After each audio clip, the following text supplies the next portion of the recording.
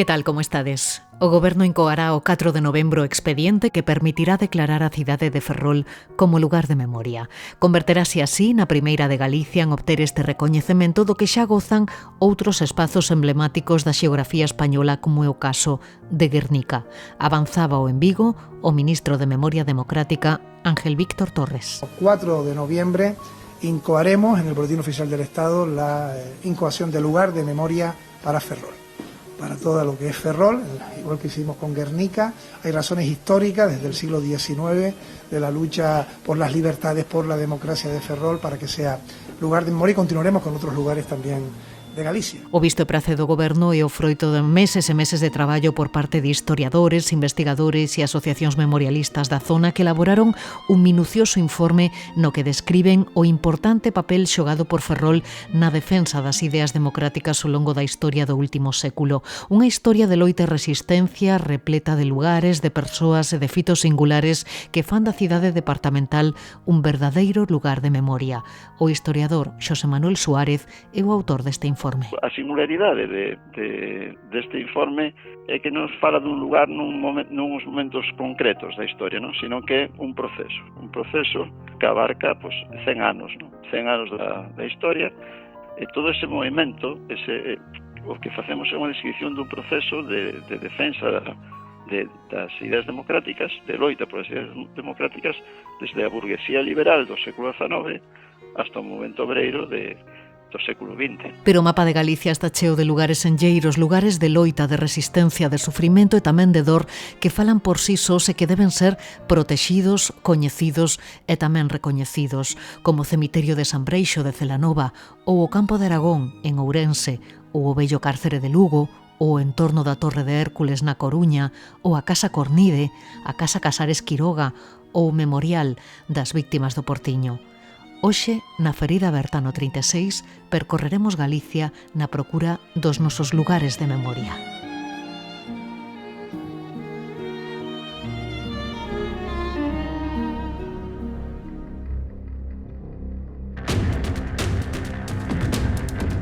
O Campo de Aragón é o maior exemplo da violencia sumarísima que seguiu o franquismo e o exército sublevado onde o comezo. De feito, o Campo de Aragón, foi o punto onde máis execucións houbo en toda Galicia.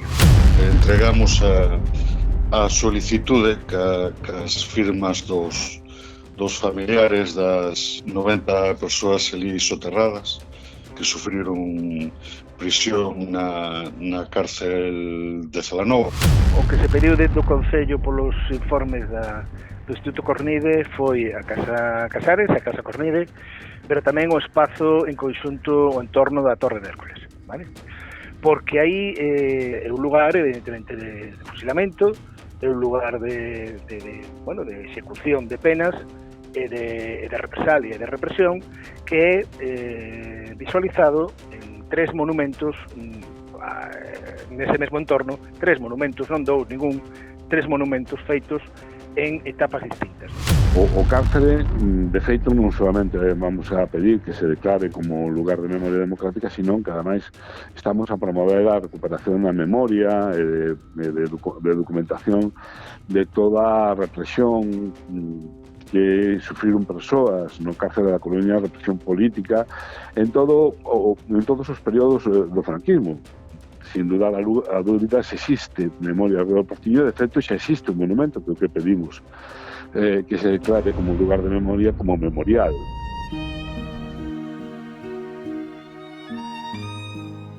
Pero ademais hai un lugar que temos gravado na nosa memoria e nos nosos corazóns desde aquel 17 de agosto de 1936.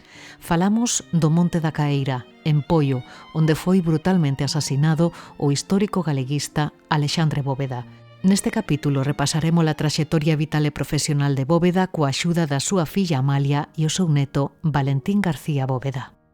Da cárcere o levaban de un lado a outro e o que pretendían era que el saíra, andivera e poderlle dar pola espalda. Pero el foi moi valiente en todo eso.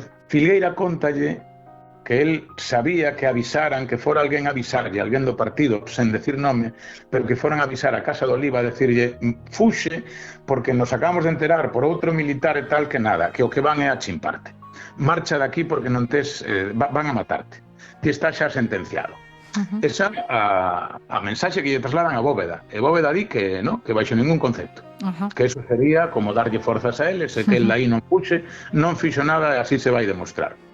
Ela xa tiña a mitad do embrazo. Estaba eu aí. Sí. Entón, pidíronlle que non fora. E o que sí, que di que sentiu os tiros da caíra. Pero ademais a crónica da memoria destes últimos días escríbese con nome de muller. Chámase Eva García. Moitos igual a coñecedes porque foi durante 6 anos alcaldesa do Porriño, pero desde hai pouco soubemos que ela foi, como tantas outras nenas, vítimas do Padroado de Protección á Muller. Desde que faleceu hai 3 anos, a súa parella Silvia decidiu investigar o seu caso a fondo para demostrar o dano que estes reformatorios franquistas que funcionaron ata ben entrados os anos 80 eran espazos de explotación, de represión e de maltrato. E ese traballo, por fin, deu froitos. O Goberno acaba de recoñecer a Eva como primeira vítima oficial do Padroado de Protección da Muller. A súa viúva Silvia non oculta a súa satisfacción.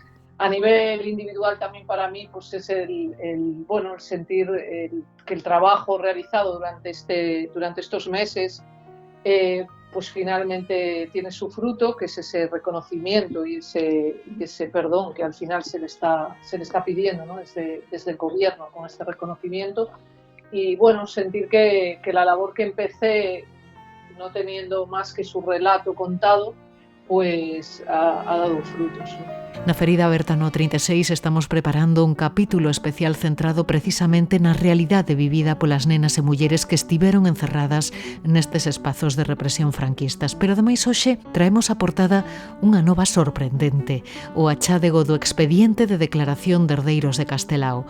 Localizou un funcionario dos xulgados de Pontevedra por casualidade. O texto que data do ano 72 será depositado no Arquivo Histórico Provincial de Pontevedra e confirma as súas irmás como herdeiras do seu legado. Foi facendo tarefas de organización no arquivo, pídennos bastantes declaracións de herdeiros de particulares, pues de casualidade apareceu o nome de Castelao e comprobei a ver se era o mesmo apelido, pero non era o Castelao que todos coñecemos e do que celebramos o 75 aniversario do pasamento este ano. A Ferida Aberta no 36, un podcast de Nuria López.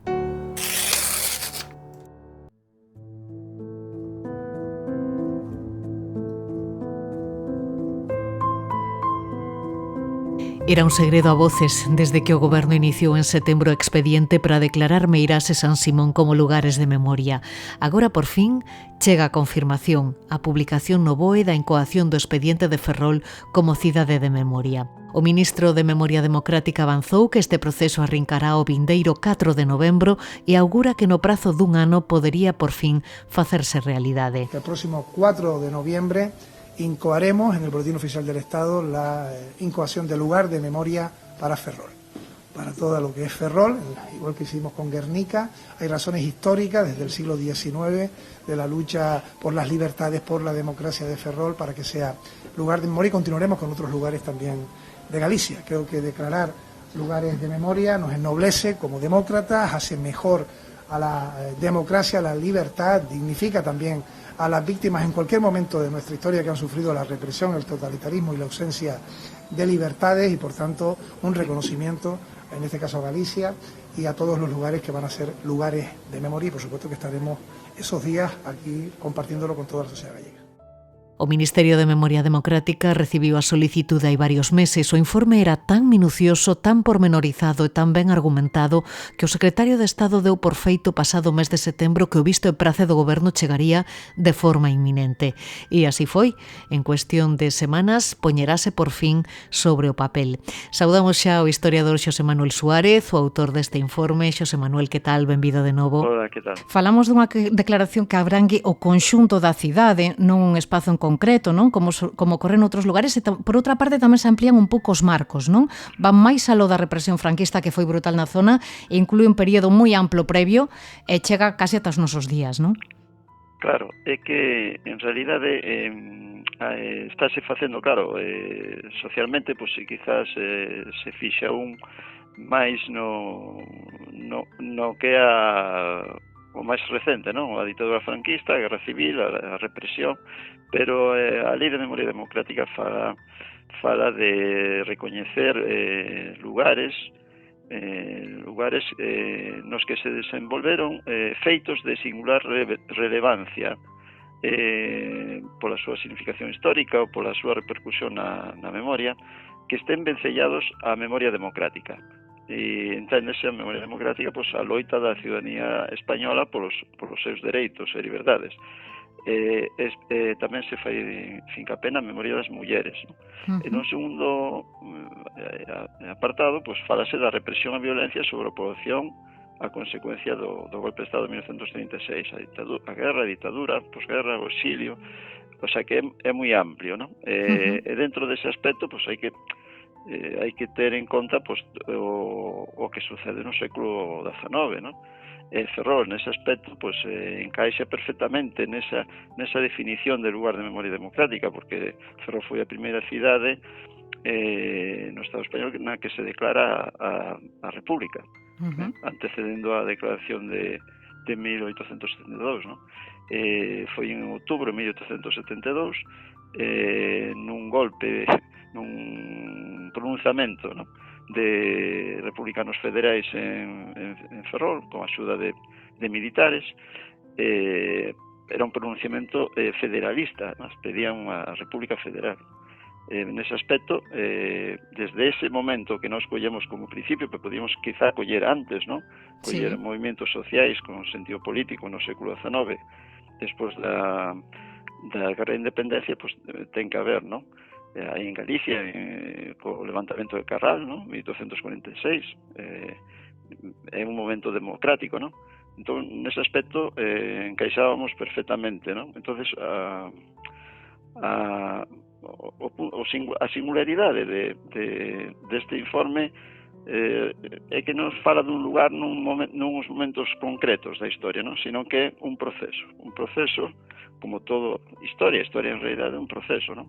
É un proceso que abarca pues 100 anos, non? 100 anos da historia e na que implicamos esa declaración da Primeira República cos sucesos da Segunda República e coa resistencia guerrilleira e coas folgas, por exemplo, que chegan no ano 72, pero xa hai algunha en 1946, a folga do aceite, non?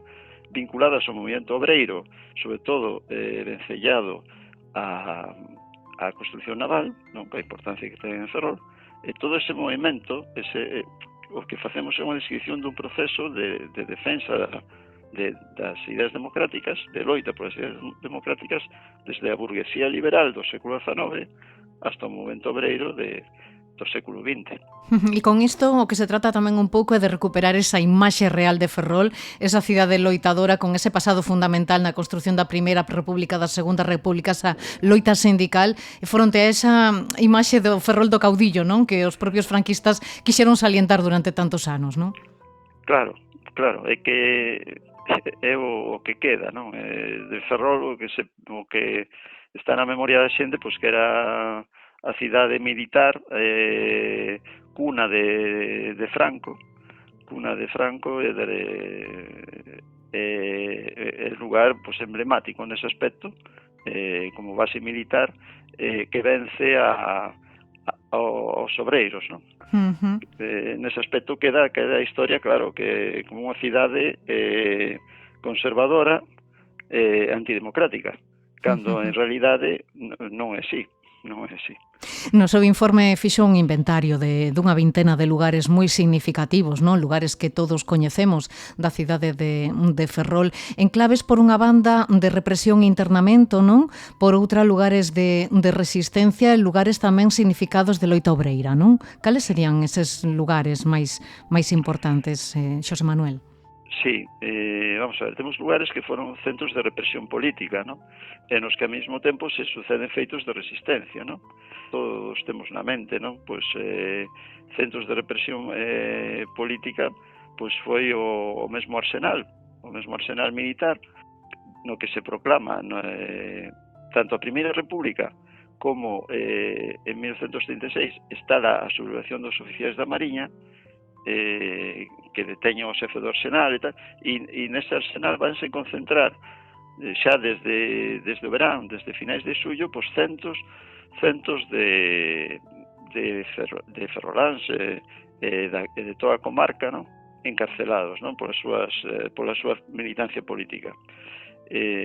Os centros de represión tamén foron o cuartel de Dores, o cuartel de Infantería Marina, onde se fusila a Azarola, o contramente a Zarola, que o fusilan, é xefe do arsenal, o fusilan por non sumarse ao alzamento, non por opoñerse, simplemente por non sumarse, e a varios xóvenes de Xuventudes Libertarias.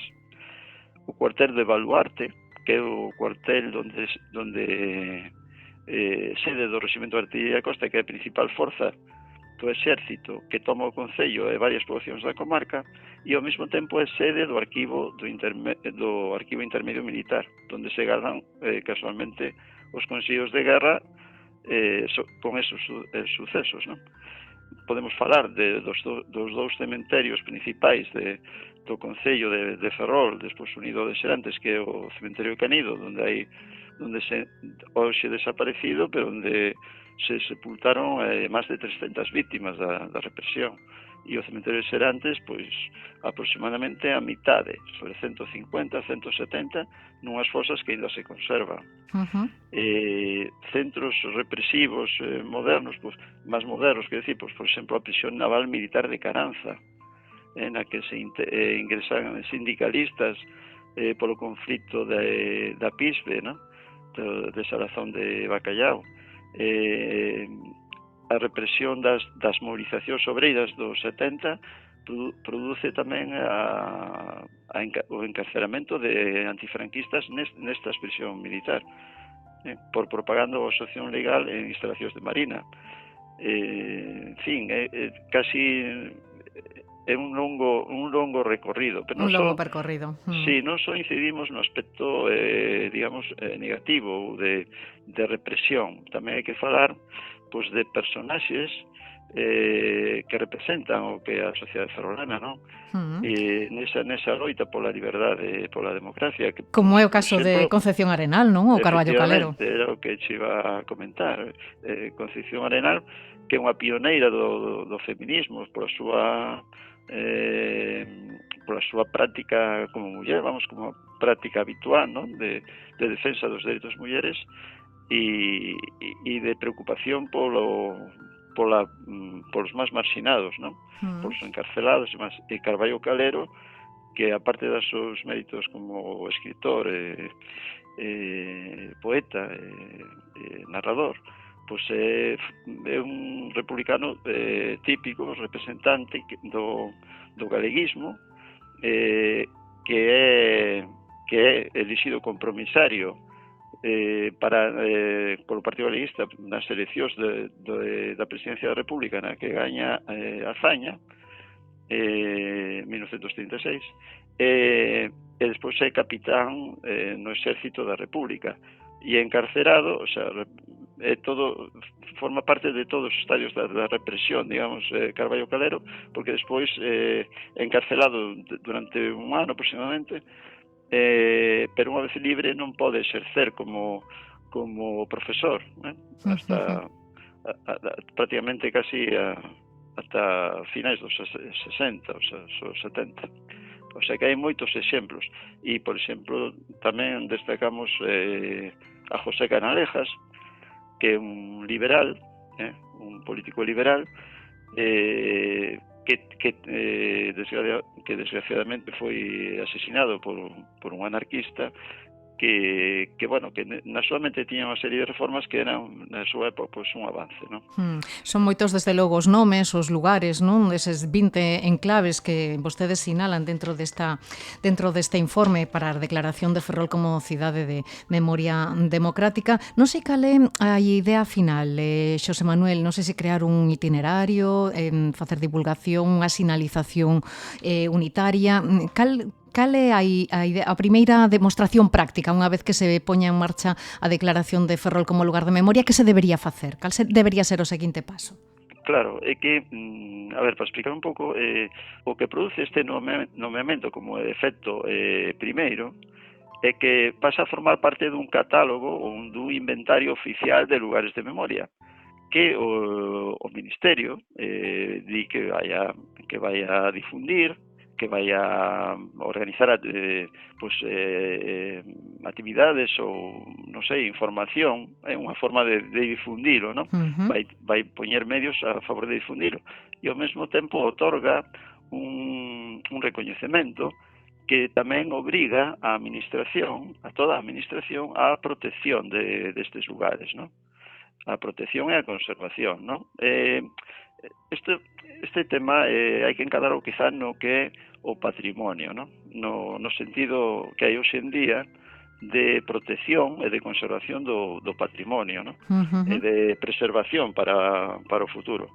Pero claro, se falamos de historia, pois sempre hai unha cuestión didáctica, non? Unha cuestión didáctica que un pobo pues, ten que coñecer a súa historia, ¿no? Para coñecerse a sí mismo, para saber de onde ven, ¿no? A onde quere ir, ¿no? Nese aspecto, o nomeamento permite que a administración ou entidades, ¿no? Entidades memorialistas faga unha publicidade deste nomeamento. E, como diste, pues, o de facer itinerarios, dar información en guías turísticas, por exemplo, ou crear material didáctico, bueno, eso xa formaría parte dunha iniciativa pues, das entidades de memoria, pero tamén dos poderes públicos, ¿no? Do Concello, da Diputación, da Xunta e demás, ¿no? Nese aspecto, este nomeamento non é exclusivo do Ministerio. O Ministerio que fai crea un método de nomeamento de lugares de memoria, pero vai a coller aqueles lugares que a administración local ou a administración territorial correspondente ou autonómica poida querer difundir, non? Nese aspecto non hai unha exclusividade, non? É un aspecto de defensa do patrimonio, hai que velo así, do patrimonio inmaterial, porque o que estamos falando non é de conservar os lugares pola arquitectura, polo arte, que tamén, claro, deben ser conservados, senón polo que significan. Polo que significa, polo que pasou, polos feitos que suceden neles. Desde logo, non é un final de algo, non? Como dicías ti, falar de itinerarios, é un principio. Un punto de partida. Sí, un punto de partida, e nese aspecto estamos moi satisfeitos. Pois claro que sí. Pois Xosé Manuel Suárez, moitísimas grazas por atendernos, por pasarse por aquí. Esperamos que pronto se produza esa declaración. Grazas e unha aperta. Grazas a vos.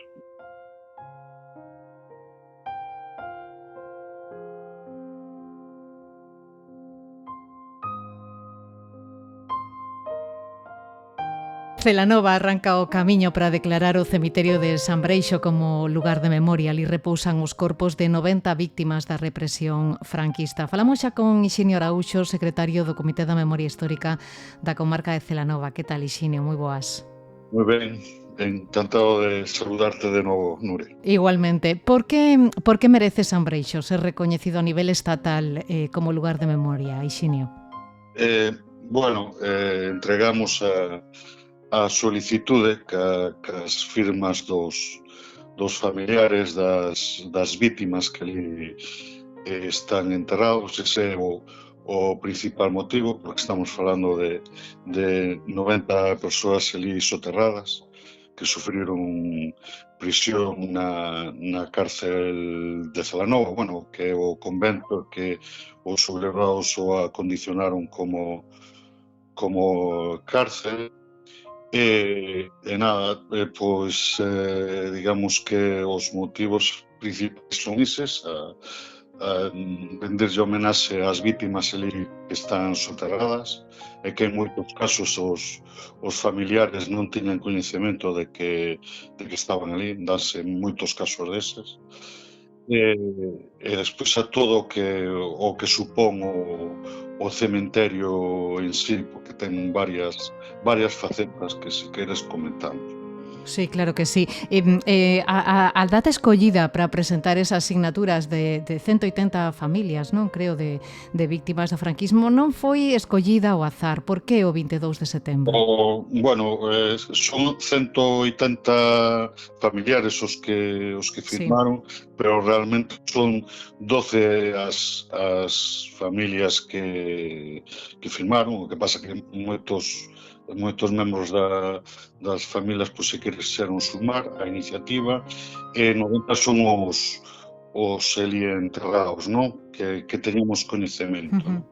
Eliximos a data porque a data no que se fusilaron os 7 asturianos que foron fusilados un pouco despois de rematar a guerra o 22 de setembro de 1939. Porque, de feito, moitos dos corpos que repousan aí en Sambreixo son de cidadáns procedentes de Asturias, non? Que viñeron a morrer aquí a Celanova, non? Sí, a maior parte son de Asturias, porque era o grosso dos recluídos na cárcel, pues, eran asturianos, sobre todo cando vivo frente norte. Pero a partir do 39 foronse sumando de outras cárceres, non? Pues, había un contingente moi grande de andaluces, concretamente de Saén. Por eso, despois hai 6 galegos, hai tamén de Castilla e León e de Castilla Mancha. 18 foron identificados tras un traballo moi laborioso relevado a cabo no ano 2022, esa exhumación, non, que permitiu identificar, como digo, restos destas 18 persoas, pero queda aínda moito traballo por facer, non, para armar ese puzzle. Que dificultades hai para poder seguir poñéndolle rostro ás vítimas da represión? Unha das razóns de solicitar o que se declare un lugar de memoria oficialmente, porque o lugar de memoria xa o é, non? Indudablemente, pero despois hai unha serie de familias, de feito, sumáronse 7, identificáronse a 3, hai 3 familias nas que se conseguiu identificación, pero despois tamén se sumaron dous restos de persoas que ali foron soterradas, e o que queremos é que precisamente as familias que se van sumando e acercando a Sambreixo, pois que disen mostras de ADN para, se en un momento dado estes 5 que faltan, pois se logren identificar, non? E que material acompañades no expediente para convencer o goberno de que Sambreixo debe ser declarado lugar de memoria, Ixinio? Primeiro de nada, a intervención da fosa, na que participou o Estado no plan de sumación de fosas, e despois o que é o cementerio en sí, porque pois é un cementerio onde se fixeron traballos forzados, o sea, traballo esclavo por parte dos presos, fixeron que parte do cierre da entrada do cementerio. Despois os 7 fusilados foron contra a tapia do cementerio, que identificamos gracias a exhumación, pois se acercaron testigos do fusilamento, nos dixeron o sitio exacto onde foron fusilados, e queremos que ese espazo se preserve, porque se van facendo sepulturas novas e ao mellor ese espazo se vai a perder, se non se queda, claro. Despois é un cementerio onde está soterrado tamén Celso Emilio Ferreiro, que é un símbolo a nivel nacional a nivel, podemos dicir, internacional, co que un símbolo de identificación do que foi a ditadura franquista, con a longa noite de pedra, que é algo que se identifica a nivel de todo o Estado coa ditadura de Franco, non? Sí, son todas estas cuestións que aparecen neste expediente. Non sei agora cal vai ser o percorrido, en que prazos vos marcades e que expectativas tedes?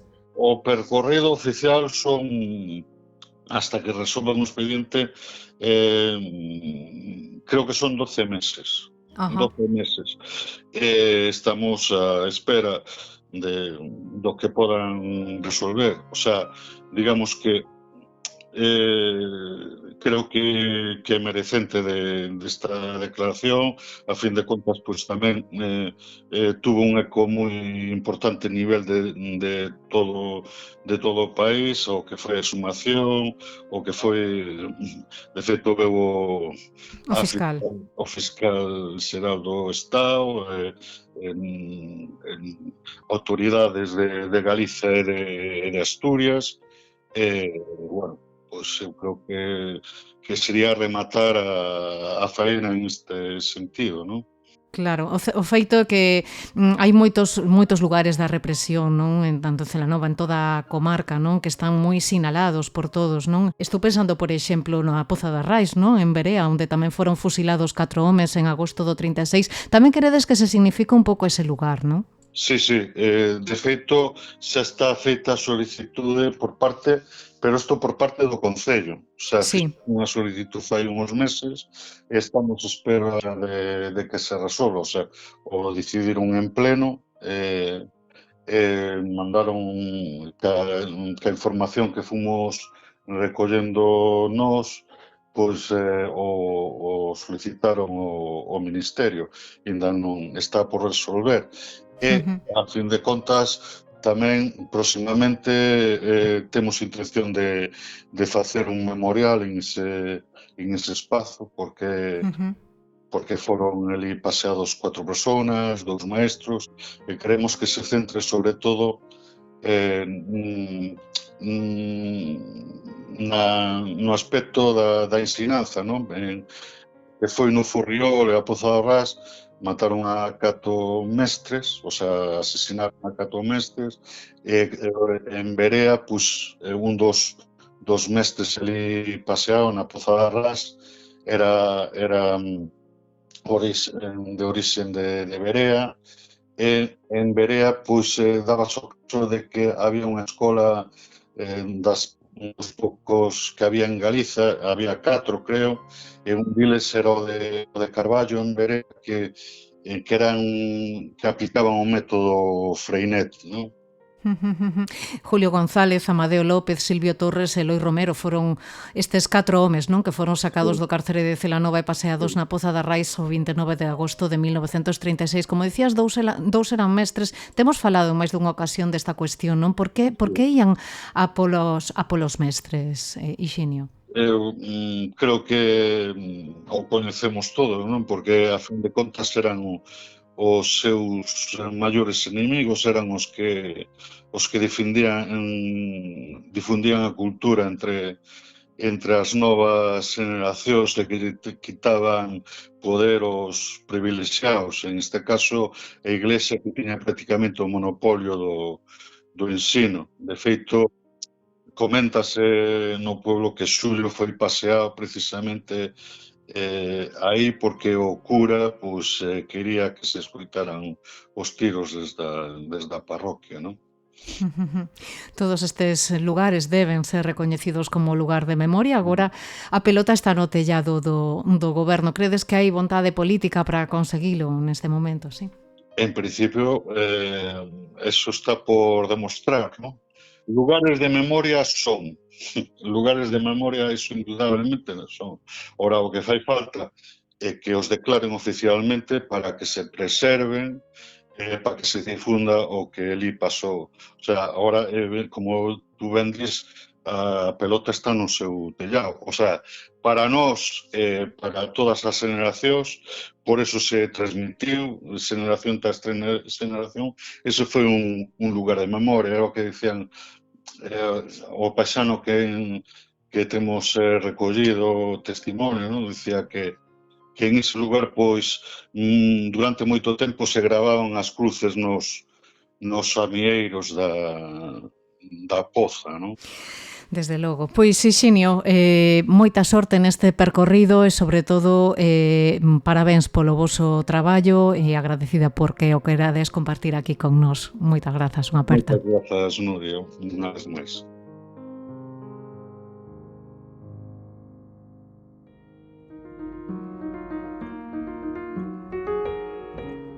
Pero hai máis enclaves significativos na provincia de Ourense que merecen ser distinguidos como lugares de memoria. Hoxe, reunímonos para honrar e lembrar as vítimas da barbarie que aconteceu ás nosas costas hai non tanto tempo. E esa barbarie, legalizada por un aparato represor que buscaba eliminar a todo elemento con unha ideoloxía política contraria ao seu desenvolvemento, non se afasta do significado da palabra xenocidio. A nosa Asociación de Amigos da República tamén presentou unha solicitude formal ao Ministerio de Política Territorial e Memoria Democrática para que tanto o Campo de Aragón como o Memorial Republicano do Cementerio sexan declarados lugares da memoria democrática. Era a reclamación que poñían sobre a mesa hai tan só un par de semanas o presidente da recén nada Asociación de Amigos do Campo de Aragón e a secretaria da Asociación Amigos da República de Ourense, dúas entidades que pediron formalmente que este lugar onde foron asasinados 132 homes e unha muller sexa declarado lugar de memoria. Entre as vítimas da represión figura o que foi alcalde socialista de Ourense, Manuel Suárez. Queridísima Celedonia y queridos hijos, a este padre y este esposo que durante toda su vida no ha prodigado más que el bien a todo el mundo, dentro de unas horas lo van a matar en nombre de la ley de la fuerza, pues es la que... Dile a mis hijos siempre y en todo momento que su padre perdió la vida de una manera violenta, no por ser ladrón ni asesino ni un mal ciudadano, y que por el contrario perdió la vida por ser una persona decente, amante de todos sus ciudadanos, sin fijarse. Tengo la seguridad de que muy en breve los culpables pagarán también con su vida tan horrorosa tragedia porque no tienen razones y porque además no pueden triunfar los que para conseguirlo se están ahogando en sangre. Esta sangre derramada dará sus frutos y con esa comunicación plena muero tranquilo, porque mi única preocupación sois vosotros y la situación en que de momento quedáis, situación que será reparada en el momento próximo en que sean vencidos los que me hacen desaparecer.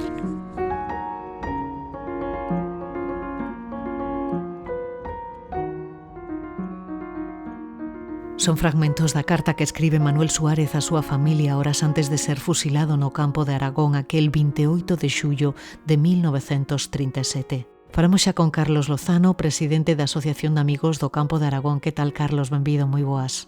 Hola, que tal? Que significa o Campo de Aragón dentro da represión franquista executada na cidade de Ourense? Ben, o Campo de Aragón é o maior exemplo da violencia sumarísima que seguiu o franquismo e o exército sublevado onde o comezo. De feito, o Campo de Aragón, bueno, o mal chamado Campo de Aragón, que é basicamente o campo de tiro que tiña detrás o antigo cuartel militar, foi o punto onde máis execucións houbo en toda Galicia. Entón, o peso que ten a nivel histórico no tema da represión e da violencia é enorme, malia o esquecemento que decorreu co paso das décadas. Estamos falando, como dicía na presentación, de 133 asasinatos polo menos en apenas 3 anos, non? Sí. A verdad que dende o primeiro ano, sobre todo en 1937, que foi o ano onde máis asesinatos, se non recordo mal houbo, pois un espazo que foi empregado pois como centro de violencia total. E de feito tamén pois recalcar un pouco que desas 133 só houve unha única muller que foi Erundina por axudar a un dos seus compañeros que tamén acabou asesinado. Nos podes contar un pouco quen era Erundina Álvarez Pérez, a única muller asesinada no Campo de Aragón? Ben, Erundina Álvarez Pérez, bueno, que según as investigacións do vicepresidente desta asociación, de Xosé Luis Gómez García, que, bueno, é un pouco máis a cabeza pensante de todo este proxecto, porque iniciou os estudos fai xa bastante tempo, pois como ela chamaban Undina, ela gustaba que lle chamaran Undina e firmaba como Undina. Ela naceu, se non me equivoco, no Brasil, pois está a familia emigrada, pero era natural da zona da Baixa Limia, de Entrimo. Tivo bueno, residiu na cidade de Ourense, no casco, no que hoxe é o Casco Vello, e tivo si unha actividade política bastante relevante.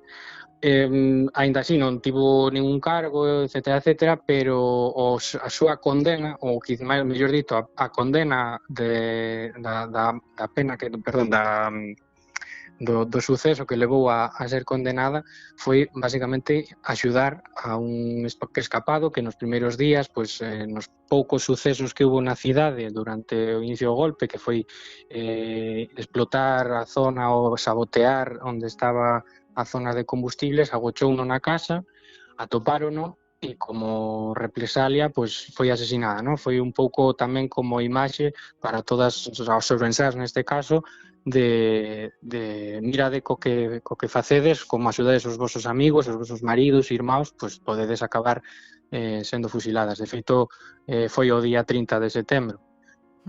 Como unha medida exemplarizante, non? Sí, Como sí. explicas. Sí, sí. E dentro desos 133 asasinatos, incluído de Erundina, supoño que responden a moitos perfís, non? Moitos dos asasinados eran representantes políticos e sindicais destacados da zona e tamén de fora, non? Sobre todo tamén da zona de Asturias, non? Sí, bueno, eso co decorrer da guerra, sobre todo da caída da fronte da fronte asturiana, no, do 37, pois o exército sublevado foi repartindo aqueles presos que primeiro, bueno, sobre todo estiveron nos primeiros meses na zona de Cedeira, que tamén houve un campo de concentración na Liona da Praia Madalena, e foron repartidos nos Camposancos e mesmo algún en Ourense. Sí, os perfís son bastante heteroxéneos, ¿no? Porque temos dende a figura de Manolo Suárez, que foi o primeiro alcalde socialista, xusto nos meses da Fronte Popular, tivo un peso enorme, era canteiro, etcétera, etcétera, que foi, pois, basicamente executado por iso. Despois os outros perfis, pois, son un pouco que demostran como era a sociedade ourensá, non? Temos de perfis de profesores, algúns membros así un pouco da élite republicana, e despois, sobre todo, coa ligazón, no, de naquele espazo, naquel momento que era, e sobre todo o núcleo do movemento obreiro, que era a construción do ferrocarril na provincia de Ourense a Zamora.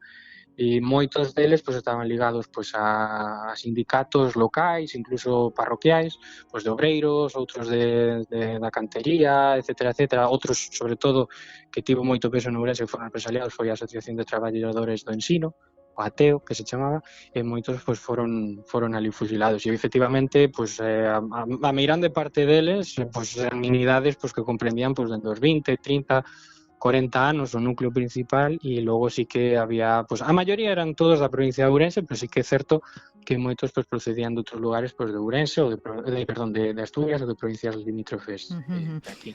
Crees que a veciñanza de Ourense, tamén do resto de Galicia, é coñecedora do sucedido nesa zona?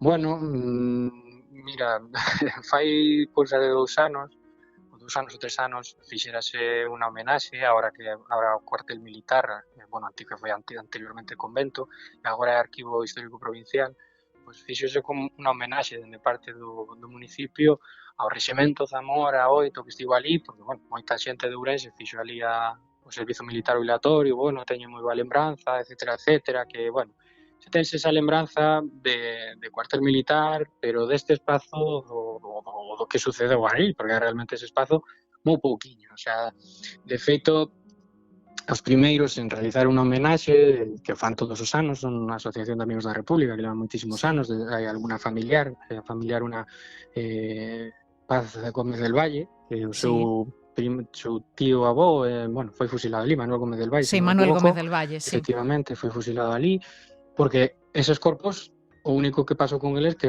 foron tirados do outro lado do muro do cemiterio, non? Na fosa común. E ali na fosa común, que por riba deses cadáveres botáronse outros tantos, ata os anos 50, se non me equivoco, 50-60, mortes de persoas que non tiñan cemiterio, bueno, non tiñan ali para ser enterrados, pois dende o ano, bueno, principio, bueno, dende a primeira década do ano 2000, pois empezaron a facer unha homenaxe, pois ali un pequeno memorial, e os 14 de abril, pois se celebra ali como un pequeno evento, non? Pero xa che digo, a xente non o coñecía, o sea, non non coñece esta historia, pero bueno, eu penso que é algo, dende o meu punto de vista, que sucede pois igual como no Campo da Rata, ¿no? Allí na Coruña, onde ten que fixo Isaac Díaz Pardo aquel memorial, igual que pasa con Camposancos, igual que pasa con Monte do Furriolo na zona de Celanova. O tema é que, bueno, sí que hai certa parte da sociedade que cada vez é máis maior en ese aspecto, que sí que lembra a esas persoas, pero que se está diluindo, non? Agora vos intentades un pouco dinamizar, non? E intentar dar un pasiño máis, non? A ver se é posible, non? Que sexa declarado lugar de memoria, non, Carlos? Sí, pero, bueno, a ver, nos nacemos porque o Partido Socialista de Ourense sí que fixo a reclamación vía formal, de feito tivemos unha reunión aos pouco tempo de fundarnos, falamos ca deputada Marga Martín, se non me equivoco, se chamaba así, eles en xaneiro fixeran a solicitude, e en principio, pues bueno, eso sí que va a sair para adiante. Nos nacemos máis como, aparte de reclamar o lugar, de feito, consideramos que, aínda que vayan trámites favorables, pues reforzalo con outra solicitude. Nos o que reclamamos é que, dentro do ano 2018, que o meu compañeiro, como lle dixen, Xosé Lois, fixo unha proposta a nivel municipal, que veu da man do que era antes Ourense en Común, para poñerlle a esa praza, a ese espazo, que non ten nome na actualidade, do espazo cultural que hai agora, que é a Biblioteca Pública, o Arquivo e a Escola de Artes Escénicas, xusto do outro lado do cemiterio, poñerlle Praza da República, e despois crear unha especie de memorial escultórico co nome das víctimas e coa última carta que escribiu Manuel Suárez á súa familia. Eso presentouse en pleno, tivo os votos a favor de Ourense en Común, do PSOE e do Partido Popular, e Democracia Ourensana abstívose. Naquel momento non era, estou falando en maio de 2018, non eran parte do equipo de gobernos, non estaba na alcaldía o actual señor Jácome, e dende entón quedou paralizado. Entonces a nosa motivación foi, por pasado tempo, non se executou nada, vimos que noutros espazos da cidade tampouco se modificaron os nomes de rúas con nomenclatura franquista, e outras que se tiñan que poñer, ou propostas como se fixo da Ponte Nova de poñer Ponte García Lorca, negouse rotundamente o señor alcalde, bueno, pero despois para poñerle Glorieta de Policía Nacional a que está en fronte da policía non tivo ningún problema. Entón, o que radica aquí é que nós vimos que non se avanzou, que está incumplindo un deber a institución, que é o Concello de Ourense, porque ten que executar algo que está aprobado en pleno, con maioría. Entón, nacemos efectivamente co fin de que sexa un lugar de memoria, pero sobre todo darlle a maior visibilidade, que poñerlle ese nome que está aprobado en un pleno municipal e só queda executar. Bueno, pois a ver si tedes sorte, a ver si o conseguides. A ver si es verdad. Pois moitísimas grazas por contárnolo, Veña, un bico. Nada, gracias a ti, gracias a ti.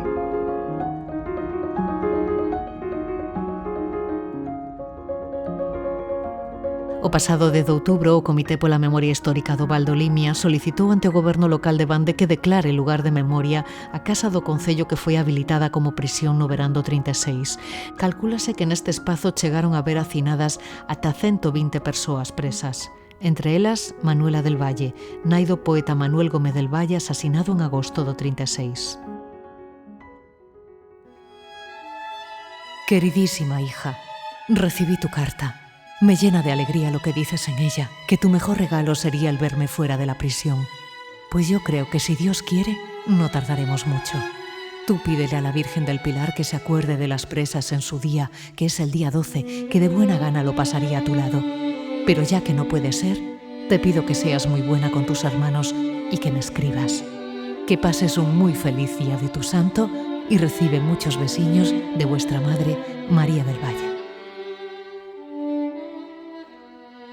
Nas cartas que temos, a min impresionoume moito cando as vin, porque, como sempre, preocupadas por la familia, e en esa pídelle de que non vayan a pedir por ela a ningún sitio, porque xa sabedes o que pasa así desas mozas a pedir por eso. E logo tamén a letra. Era unha muller que tiña unha letra bonita e eso. En un mes e pico a letra casi non se reconoce. casi parece como se a estivera escribindo unha persoa casi analfabeta. Tiña que ela xa sospeitar que a iban a sacar ou xa había ela xa estarían amedrando continuamente. E a diferencia da letra de unha carta a outra é impresionante. 9 persoas foron asasinadas en bande polos fascistas naqueles meses posteriores á sublevación. Entre eles, o xornalista Roberto Blanco Torres. Todos foron homenaxeados o pasado mes de setembro na Pombeira. Solicitaremos polos canais oficiosos correspondentes identificar e honrar con unha placa de bronce na fachada da Casa Consistorial as centenares de presas políticas que en pésimas condicións sanitarias e hixiénicas estiveron detidas nos seus baixos entre 1936 e 1940. A antiga prisión de Bande debe ser identificada como un lugar da infamia. Non pararemos até conseguilo. Viva o Val do Limia antifascista! Viva Banda antifascista! Viva Galiza antifascista! Non pasarán!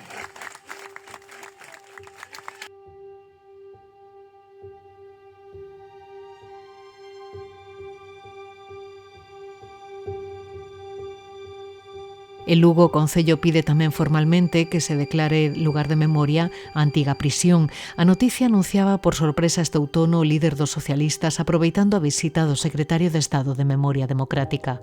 O alcalde Miguel Fernández recalca que este edificio fala do compromiso de Lugo coa memoria e cos valores democráticos. O vello cárcere é unha das grandes señas de identidade da historia de Lugo. Durante a Guerra Civil e a ditadura foi un espacio de represión onde moitas persoas sufriron prisión e castigos por motivos políticos. Hoxe, gracias á súa rehabilitación integral, conseguimos transformar este lugar de dor nun centro aberto á cidadanía, cheo de cultura e cheo de memoria.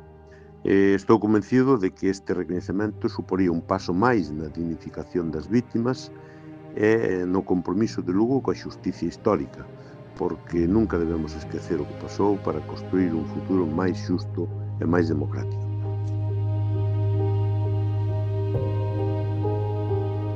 Esta primavera o Concello da Coruña solicitou formalmente ao Goberno que declare lugares de memoria democrática a Casa Cornide, a Casa Museo Casares Quiroga e a península da Torre de Hércules que engloba Punta Herminia e o Campo da Rata. Fixo a través dun informe encargado ao Instituto Cornide e asinado polo catedrático de Historia Contemporánea Emilio Grandío. A intención é poñer en valor a loita polos valores democráticos desenvolvida nestes lugares clave da cidade da Coruña. O que se pediu dentro do Concello polos informes do Instituto Cornide foi a Casa Casares, a Casa Cornide, pero tamén o espazo en conxunto o entorno da Torre de Hércules, vale? Porque aí, xa falamos, non? É dicir, a Casa Casares Quiroga é evidente, é un lugar de referencia democrática, un xefe de goberno, un presidente de goberno republicano, non? Coa súa casa, o seu domicilio, a Casa Museo, toda unha serie de valores, non, da democracia republicana que prácticamente parece que as esquecemos, non? Que son evidentemente fundamentais para entender o réxime que temos a partir do ano 78. Sen eles, isto sería evidentemente distinto.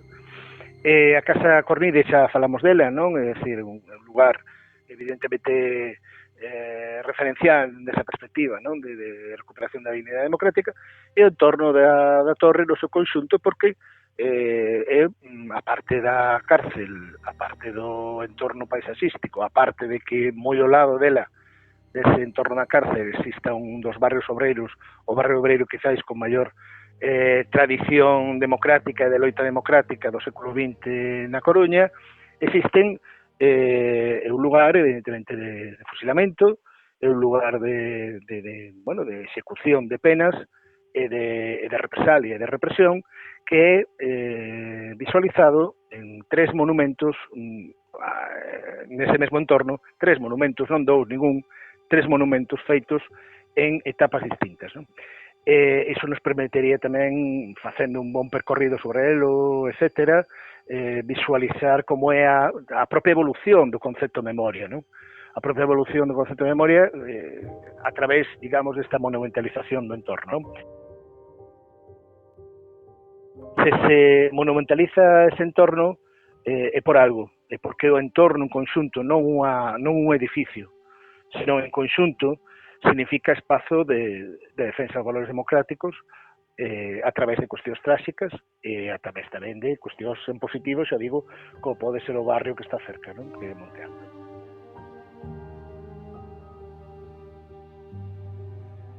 Antes do 36, a cidade da Coruña era o referente absolutamente de loita democrática en Galicia, dende finais do 19 até precisamente ata o ano 36, non cando menos, non? Eso está, é dicir, esa loita polos valores democráticos está moi imbricado dentro da sociedade local. Eso, bueno, comparando con outro tipo de sociedade, a mellor non son o máis indicado para expresarlo, non? Pero hai unha diferencia de cultura, digamos, de asunción de cultura democrática notable, non? Entre a cidade da Coruña e moitas outras, non digo en Galicia só, senón a nivel de España, non? Só un detalle, o escudo da cidade da Coruña ata o ano 36, incluso uns anos máis alá, non? Pero bueno, porque se quitou despois, pero ata o ano 36 tiña precisamente un libro de libre pensamento por riba da Torre de Hércules. Quero decir con isto que, bueno, esa sociedade, ese pasado tamén, bueno, ten unha pegada, evidentemente, no desenvolvemento da súa cidadanía, dos seus valores democráticos, non? Do seu comportamento e pautas, non? Que ainda se teñen hoxe en día, non?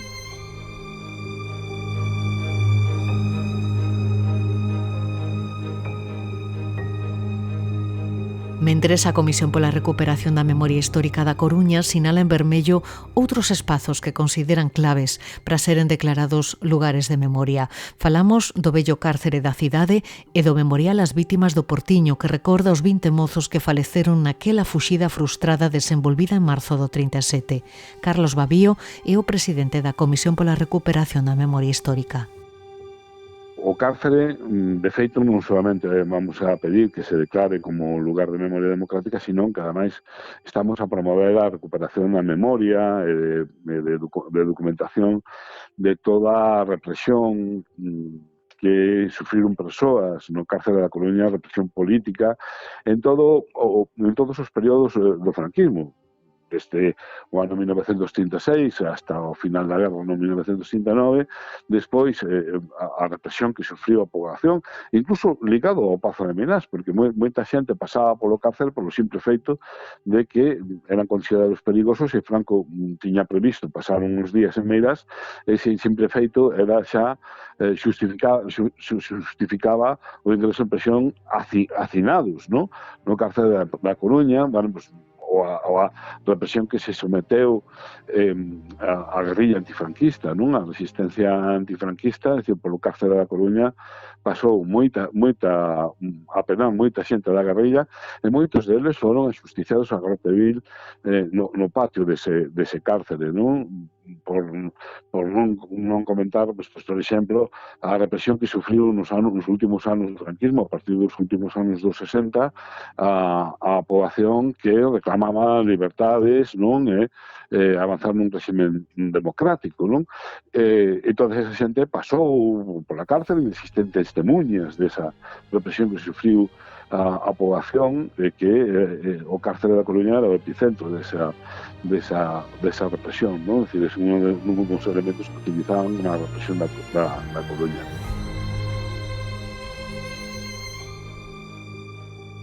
Preguntábasme pola fuga do Portiño, non? Polo lugar do Portiño onde, bueno, pues hubo mortos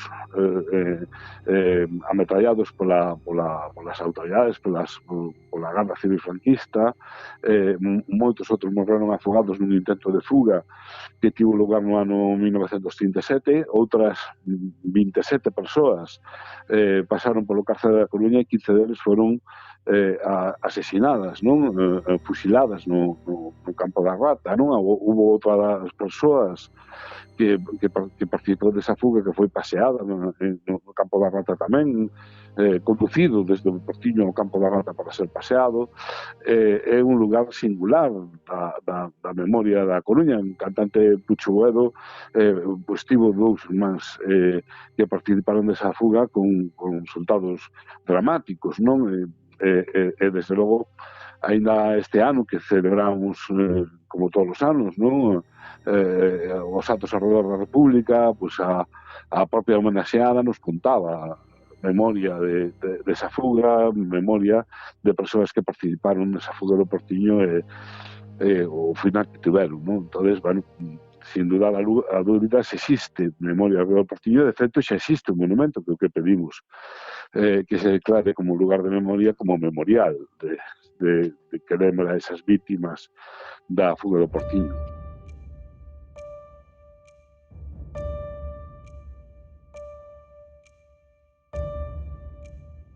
Mentres tanto, en Baiona, como todos os anos por estas datas, a veciñanza recorda os 9 veciños do Valmiñor executados o 5 de outubro do 36 en Baredo. Falamos da Volta dos 9, esa maldita curva situada na estrada que vai de Baiona a Guarda e onde os fascistas levaron 9 homes que sacaron das prisións de Vigo pros asasinar. Era a vinganza dos golpistas tras a morte dun falanxista no medio dunha rexerta. Durante 40 anos, naquel lugar, 9 cruces pintadas no asfalto lembraron as vítimas da matanza. Hai 20 anos, levantouse ali un monumento na súa memoria. Fala o historiador Carlos Meixome. Ás veces, falase de cando empeza a recuperación da memoria. Neste caso, pois empezou inmediatamente despois dos feitos. Os feitos foron tan traumáticos que aos poucos días no lugar en que se cometeu o crimen apareceu unha raya horizontal cruzada por 9 rayas verticais. Eran a homenaxe que se facía, pero esta homenaxe fíxose inmediatamente despois dos feitos. Durante anos borrábanse esas marcas, esas cruces, pero volvía a aparecer.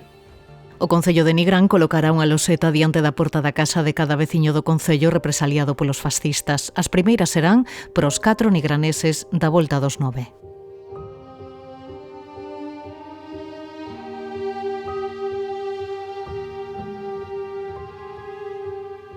Pero hai máis enclaves similares repartidos por toda Galicia, como o Pozo da Revolta en Marín ou o Monte da Caeira en Poio. Alí era asasinado o 17 de agosto de 1936 Alexandre Bóveda.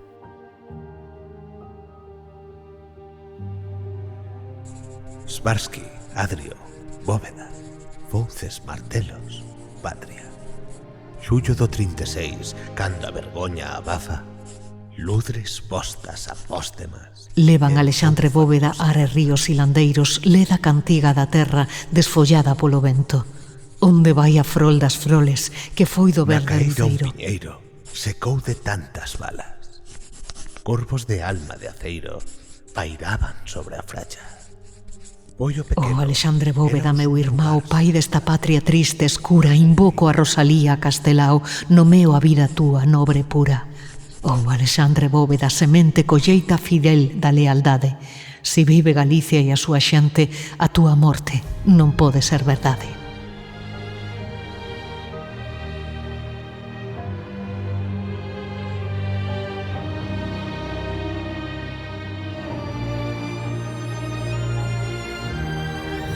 Hoxe na ferida aberta no 36 queremos achegarnos a figura de Alexandre Bóveda, fundador do Partido Galeguista, redactor do proxecto do Estatuto, man dereita de Castelao, e unha persoa que destacaba pola súa cultura, pola súa intelixencia e que foi asasinado polos fascistas nos primeiros compases do golpe. Queremos coñecelo un pouquiño mellor coa axuda da súa filla Amalia Bóveda e tamén do seu neto Valentín García Bóveda, integrante ademais da Fundación Alexandre Bóveda. Que tal? Benvidos os dous. Boa tarde, aquí estamos. Boa tarde, Miguel. Non sabedes as ganas que tiña de falar con volos dous. Dicía Lois Tobío que Alexandre era un home de acción, cunha cabeza clara, con moitas dotes de liderado e de comunicador, unha persoa moi preparada, moi competente e tamén algo mandón, a quen todos escoitaban con fervor, empezando por Castelao. Non sei que vos parece. Non, que certo. Sí? Tamén era así na casa? Polo que lle contaba a súa nai? Non, na casa nada de mandón. Na casa non? Non, na casa todo era dulzura. Pero unha persoa, como dicía antes, moi preparada, non? Para a época que lle tocou vivir, funcionario de Facenda, sacou o número nas oposicións, con 20 e poucos anos consegue praza en Pontevedra, entra en contacto xa, non, Amalia, Valentín, coa intelectualidade da época, tamén co galeguismo e empeza xa a colaborar en prensa pronto, non? Sí, empeza xa a reunirse con os que estaban no galeguismo no Café Moderno. Ali, el, cando veo a Pontevedra, empezou en a Polifónica. Chegou a Pontevedra con a maleta, e a maleta preguntou onde estaba a Coral Polifónica e presentouse ali para cantar na Polifónica. E despois xa foi coñecendo a xente e xa o incorporaron porque era un funcionario modelo, bo funcionario, entón interesaballe a xente, entón xa o colleron, xa el xa viña para ser algo, porque el desde xoven xa quiso facer algo por Galicia. E pronto encaixou xa, non? No ambiente de Aquí encaixou la mar de ben. Xa viña, eu penso que xa viña un pouco recomendado por a xente de Ourense que xa o coñecía dali. Entón xa en Ourense coñecía a Vilar Ponte, a toda esa concurrencia xa do partido. Entón o querían aí porque sabían que lles iba a facer moito ben telo con eles. E tamén naqueles anos, Amalia, foron anos nos que coñeceu a quen se convertiría na súa muller, non? A Amalia Álvarez Gallego, coa que casa no ano 30. Na Polifónica. Na Polifónica. Sí. Foi quando a coñeceu. Si, antes ia, se me permites, Nuria, que antes ia dicir eu que chegou coa maleta, preguntou pola Polifónica e por entrar na Polifónica estamos nós aquí. Prácticamente, claro. Onde coñeceu a súa dona, si, viña moi preparado, así por completar, pero efectivamente, ele xa viña cunha formación autodidacta a nivel económico, que o que lle levou despois, aparte de pasar por varias academias, a ter ese número, como decías na introducción, o número 1 das oposicións a Facenda. De feito, ten unha primeira discusión antes de chegar aquí con Calvo Sotelo, porque o quería no ministerio. Quería no alá, sí. Sí, quería para alá. El decía que, bueno, que sí, sempre que pudiera, pues, traballar dende aquí. El quería voltar a Galicia. Bueno, foi imposible. Sí que hai, participou nun, non me lembro ahora exactamente se foi xa antes de chegar ou un pouco despois, nesta comisión pola que se creou CAMSA, que lle sonará aos que xa temos unha idade, non? A Compañía Arrendataria el Monopolio de Petróleos S.A., ese era o acrónimo. A realidade é que daquelas a xente era, a ese acrónimo decíanlle como acaparar millones Prieto, Sotelo e Anido, que eran os ministros daquelas que levaban o tinglao. Bueno, con esta cousa entendemos que, bueno, que non estaría cómodo, efectivamente, o mellor nesa formación de CAMSA. Ven para aquí, sigas coas súas ideas galeguistas, que xa traía de Ourense, ali tiña coñecidos, e aquí, ademais, entronca, claro, hai que ter en conta que coñecen a Polifónica Amalia, pero a máis Amalia é filla de Álvarez Meses, que xa era do Seminario de Estudos Galegos. E había un movimento cultural enorme tamén na propia vila de Pontevedra, enormísimo, vamos, un movimento sociopolítico, que a veces cando falamos de cultura destas xeracións, que estaba todo moi guai escribir, escribían moito, pero participaban máis na política que participamos agora. O cal, efectivamente, pois entronca, como decía Amalia, mamá, no Café Moderno, ali xa coñece a todos os que habían, e xa estaba na montaxe o que era o Partido Nacionalista de Pontevedra, se mal non me lembro tamén, había o Partido Nacionalista de Lugo, despois todo conflúe xa no propio Partido Galeguista. Pero antes diso, sí que estaba o Partido Nacionalista de Pontevedra. E el traía unha pata que lle faltaba ao galeguismo, fundamental, porque o galeguismo, igual que agora, é predominantemente cultureta, non o digo pejorativamente no sentido máis estrictamente cultural, pero ao final, como ben decía Bóveda que nos ensinou, pero o galeguismo require de cifras, claro. É dicir, a autonomía require de cartos. O desenrolo cultural e o desenrolo socioeconómico dunha autonomía depende tamén dos cartos, co cal traía esa pata que lle faltaba tamén ao resto, que era, sí, moito galeguismo, pero aquí imos a falar de como conseguimos o noso, que ao final era o que non má sei literal, pero viña dicindo, dice, o paisano galego non vai creer na autonomía hasta que vexa que cos seus propios cartos é dono do seu futuro. El creía que outra Galicia era posible, non unha Galicia de progreso, e comezou a traballar arreo para facer realidade ese soño, e empezou a colocar, como dixo, os alicerces, non, do que debía ser o novo país, non? Tuvo que facer moitos equilibrios, non, dentro do propio galeguismo, Valentín, porque había moitísimas sensibilidades que ian agromando e a cousa non era fácil de sobrelevar, non? No, de feito non hai. Pensamos que agora é diferente o de antes e seguimos igual, non? Non hai moita diferencia. A diferencia, posiblemente, sexa a capacidade de cesión que tiveron nese momento. Cando se monte ese partido galeguista, que parece que foi unha cousa idílica, sinxela e tal, como ben dis, é dicir, hai sensibilidades moi diversas, e ademais hai entendementos de como afrontar un obxectivo común moi diversos. O que funcionou moi ben era o entendemento dese obxectivo común.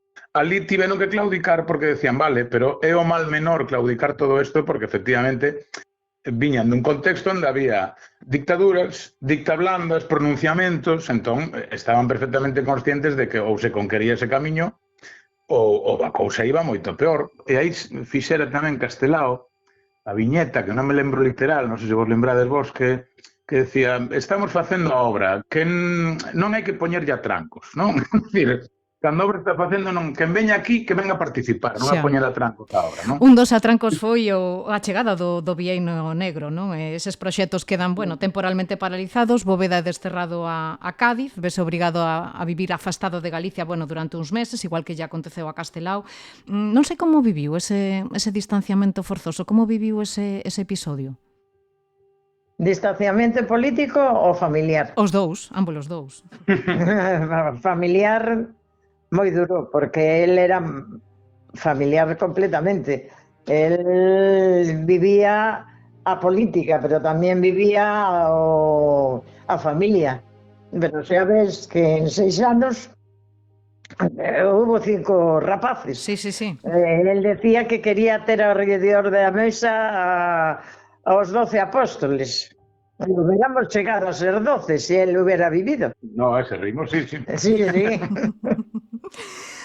Bueno, hai que entender tamén a mentalidade dun Bóveda absolutamente cristiano.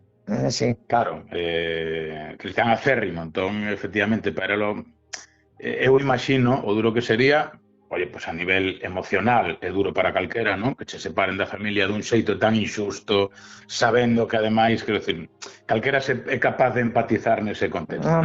Políticamente tamén perdeuse, aunque él estaba en contacto con todos os de aquí que escribían cartas e demais, pero non o tiñan a él.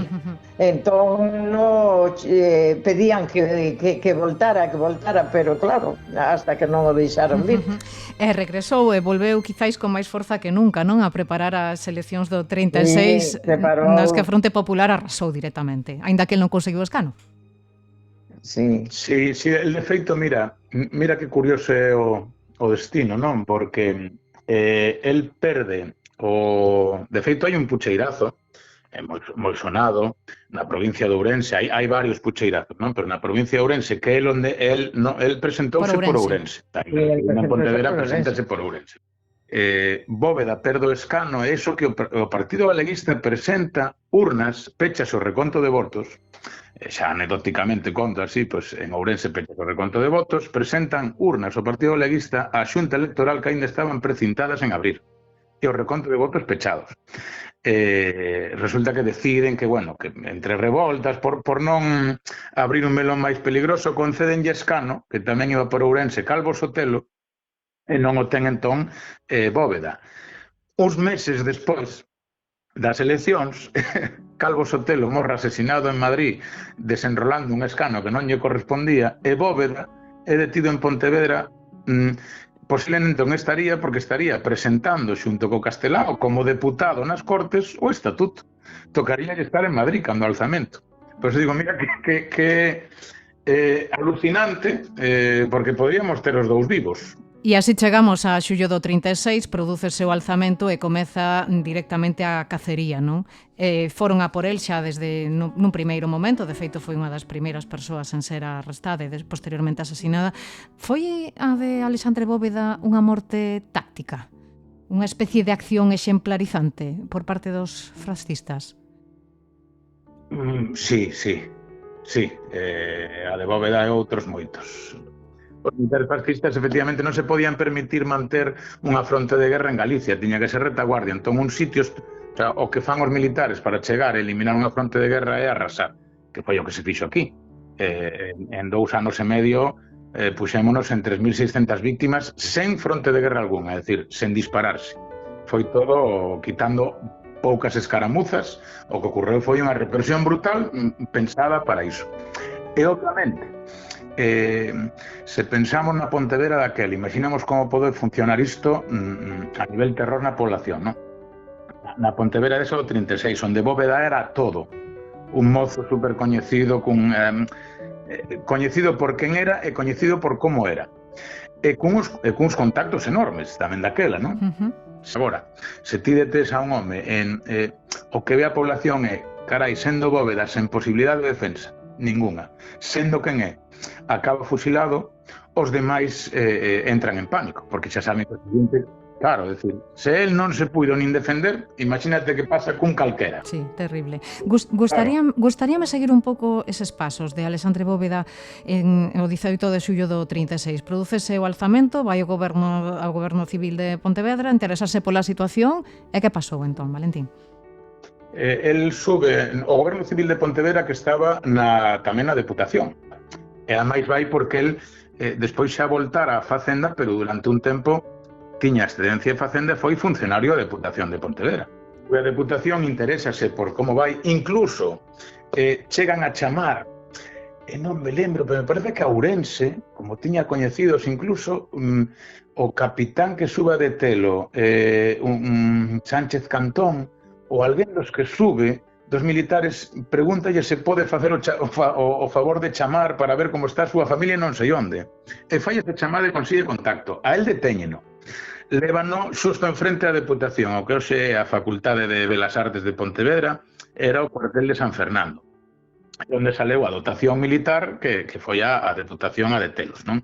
Porque aquí deteñen a Bóveda e a Guiance, a Mancio Camaño, a máis que había ali. Aínda que os xuizos despois van por outras vías distintas, non? Bóveda vai xunto con Guiance na súa causa, a causa sumarísima é dos dous, de Bóveda e de Guiance. Pero collen a Bóveda, levan ao cuartel, toman algo amigablemente, dinlle, bueno, para comprobar que todo está ben, o propio 18 non se cursa acusación ninguna contra el. E deixano marchar. Bóveda marcha. O que si lle din é que teña cuidado, porque dalí a súa casa en Pollo le iría na avenida de Andurique, en frente do Pazo de Besada, pois como a 1,5 km aproximadamente de dalí, de Salameda de Pontevedra, había que cruzar a Ponte Abarca e dinlle, bueno, por ali pode haber escaramuzas, bueno, unha bala perdida, bueno, que mellor quedará aquí. Efectivamente, queda aquí, vais a Rúa do Oliva, a casa dos seus sogros, na casa de Álvarez Limeses. E incluso ali, despois xa, entramos en dudas durante anos de se Bóveda, este outro episodio moi interesante na súa mentalidade tacticista, porque Bóveda era un tacticista alucinante, se puidendo ter fuxido, porque pudo, sí, non, eso non o verdade. fixo. Entón, sempre estamos na discusión de Bóveda quedou pensando que tiña posibilidade de defensa, que non ia ocurrir o que ocorreu, non? Exactamente. Que teria fuxido, ou Bóveda quedou... Non, eu teño outra teoría. A ver. Ou Bóveda quedou... Teño outra teoría, pero porque hai testemunhas, agora conto. A máis desto falouse pouco. O Bóveda quedou sabendo que posiblemente, aínda que non tivera defensa, e así testemuñou despois no xuízo, cando dande as últimas declaracións, di que a súa morte estará seguro que causará, que logrará máis adeptos á nosa causa. A causa de efectivamente, da nación galega. Por qué? Claro, desto a única testemuña é nunha entrevista que lle fai Xosé Fortes, isto é, contomo el oralmente, non hai documentación sobre iso, pero Xosé Fortes nunha entrevista que lle fai a Filgueira contalle que subiran, que el sabía que avisaran, que fora alguén avisarlle, alguén do partido, sen decir nome, pero que foran avisar a Casa de Oliva a decirlle fuxe porque nos acabamos de enterar por outro militar e tal que nada, que o que van é a chimparte. Marcha de aquí porque non tes, van a matarte. Ti estás xa sentenciado.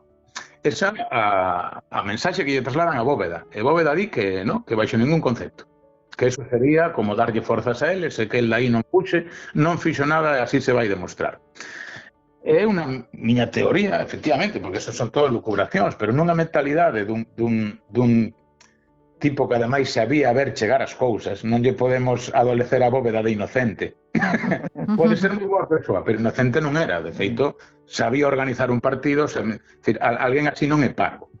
Por que digo isto? Porque posiblemente digo, bueno, pois se me defendo podo zafar, e se non me defendo ao final, igual consigo pois o que acabou dicindo el, que a miña morte logrará máis adeptos a nosa causa. Ese testemunho fai que Bóveda non escape. E a partir dali, bueno, xa se fai un proceso, chamanlle xuizos sumarísimos, é unha farsa sen garantía xurídica algunha, onde o propio, de feito, o expediente está no arquivo de Ferrol e pódese consultar perfectamente, o que non está todo transcrito, non o temos todo transcrito, pero a gran maioría, bueno, pues, o abogado defensor é un militar alzado. Incluso hai momentos onde o abogado defensor quere defender o seu... quere facer valer a defensa do seu defendido, do acusado neste caso, hasta o fiscal, que era Rivero de Aguilar, tremendo tipo, vamos, mándalle calar e como, claro, o fiscal era comandante, o abogado defensor un teniente se tenía que callar. O rollo despois é pensarmos que se tivo algún tipo de xuízo, claro, porque o chamarlle así tamén era algo que os militares facían moi ben, revestir un asasinato público dunha legalidade. O caso é que a familia, aínda que moveu Roma con Santiago para tentar evitar o inevitable, Bóveda foi condenado a pena capital e pasou aínda unha temporada en prisión. Como foron, Amalia, non sei se lle contou a súa nai, como foron un pouco eses días de prisión? Puiden ocasión de ler que foron momentos insoportables por ese tránsito de reclusos que sabía que os sacaban dali para asasinalos e ele era consciente en todo momento do que lle iba a pasar, non? E ela supo que en algunha ocasión tamén a él o sacaron da cárcere e o levaban de un lado a outro e o que pretendían era que él saíra, andivera e poderlle dar por la espalda, pero él foi moi valiente en todo eso. De feito, ele está preso en Pontevedra, lévano a Caldas, voltano a Pontevedra, lévano a Ponte Caldelas, en Ponte Caldelas levan a la Fracha. Sí, pola zona da Fracha, que eu monto aquí pertiño de Pontevedra, dinlle que baixe. Baixa e tal, el dixo que no. A mí si me queren matar de cara, non de espalda. Que se me disparan, que sexa así, aquí. E incluso despois, non sei quen testemuña. Non, querín que un deles dixo a outro, mira, vámonos que nós aquí non temos nada que ver. Claro, a Guardia Civil, que o levaban, decían, se queren este tipo de historias que faban os cívicos, non? Que ao final eran os grandes asasinos, despois había de todo, vamos, pero de feito, eso, pois recala en Ponte Caldelas, queren ali, pois, pasear, volta para aquí. Moveron Roma con Santiago, acudiron por todos os lados, a mensaxe sempre foi a mesma. Eso non ten solución. Sí, acudiron a Madrid. Entre as persoas que acudiron foron as mozas de Praceres. Ah, sí? Sí. Claro, ademais Bóveda decía antes que era moi bo cristián, estaba moi ben considerado, incluso siga vendo, e había tamén un clero, un alto clero galeguista daquelas, móvense por todas as esquinas, é dicir, como a nivel civil non foron capaces, a nivel militar non se puderon mover moito, porque aí non había moito coñecemento nesa rama, a nivel eclesiástico movese moitísimo, e nada, e non se puido... Non se puido facer nada. Pois xa estaba determinado. Mira, por facer un inciso tamén, cando falamos do sumario de Bóveda, que antes falaba da testemunha de Filgueira e tal, tamén sempre había esta cousa de que Filgueira non foi a declarar. Non, é dicir, no sumario non existe chamada a declarar a Filgueira. Cousa distinta é que podía ter feito máis, indubidablemente, non? Mollarse, claro que sí e non o fixo. Aí o medo libre. Pero cando que é algo que sempre discuto moito que me dicen, que Filgueira non foi, digo que Filgueira non foi porque non foi chamado. Se no sumario, é dicir, se no proceso sumarísimo, chaman a alguén a declarar, se non está en media hora, está la Guardia de Asalto petándolle na porta en 5 minutos. Sí, exactamente. Non consta chamada a declarar baixo... Non consta, ademais, hai unha cousa moi clara. Filgueira, a miña nai sempre tuvo moita amistade con a familia de Filgueira. Sempre estiveron moi unidos. Moi unidos. Porque eu recordo de ir de pequena a casa de Filgueira cantidad de veces. Sí, tiveron moi boa relación. Tiveron unha relación moi boa. Non sei se foi o tío Alejandro, que era dos maiores, pero como é a cousa que iban velo ali á cárcel, el decía, tráedeme libro. Era o tío Alejandro. Foi, sí, teu irmán. Sí, meu irmán. Ao final, cando xa iban a marchar, dixolle, traédeme libros. Dixo. É o que lle pediu. E iso acordábase Alejandro moitísimo. Sí, e ademais, despois da entereza del, de que iba Amalia ali e iban tal, era él quen consolaba. Sí, iba a preguntarvos, a víspera do asasinato recibiu a visita, non, da súa familia. Quería saber eso, se me podíades contar un pouco como foron eses últimos momentos cando a visita da familia que non foi a Amalia. Non a deixaron ir. Non a deixaron. Non. A familia non a deixou ir porque ela xa tiña a mitad do embarazo feito. Estabas ti aí. Estaba eu aí. Sí. Entón, pidíronlle que non fora. Xa. Nin foi aí, nin foi a Capela de San Amaro, que foi onde estivo el de corpo presente. E aí tampouco a deixaron ir.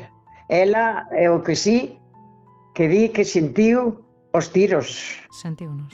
A caíra. Mira unha cousa moi así. El fusilaron ás 5:30 da mañán. Eu nacín ás 5:30 da mañán. Que casualidade, non? Me decía a miña nai que era unha casualidade tremenda. Amalia, como lle explicou a súa nai cando era unha nena que foi o que lle aconteceu ao seu pai? Como lle explicaba? Pois nada, non, ela falaba pouquiño. Había que sacarlle, mentras fui nena non me enterei de nada. Empecé a enterarme sobre os 8 anos, así, cando empezou miña nai, tiñamos as misas na capeliña que había ali en Pollo Pequeno, que, bueno, son Salvador, entón, despois deso, da misa, o día 17 nos levaba a San Amaro, ali a rezar por meu pai. El quería ter todo preparado, non? Para a súa última viaxe, escribiu 3 cartas, unha a súa muller e fillos, outra a un irmán, outra a Pedro Basanta, cartas cheas de dignidade, de amor, tanto por Galicia como por vós, como polos seus, non, Amalia? Hombre, sí.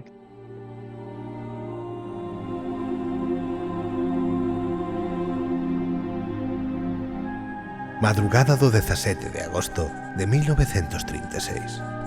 Choliñas, miña peque, vidiña, quixen escribirche moito, mas xa sabes canto puidera dicirche. Perdóame todo. Que os peques me lembren sempre. Que cumplas todos os meus encárregos. Eu, almiña, estarei sempre con vos como che prometí. Hallan uns minutos e teu valor por vos, pola terra, por todos. Vou tranquilo. Adeus, vidiña. Vive pros peques e os vellos. Abrazaos, confortaos. Sé ti, miña pequeniña, admirable, a máis valente de todos. Alá sentirei ledicia, satisfacción de ti e de todos. Lembrarei vos sempre. Velarei por vos. Adeus. Contigo, cos peques, cos vellos todos. Estarei sempre na lembranza, na máis grande, a máis fonda, a máis infinita das apertas. O voso Xandro.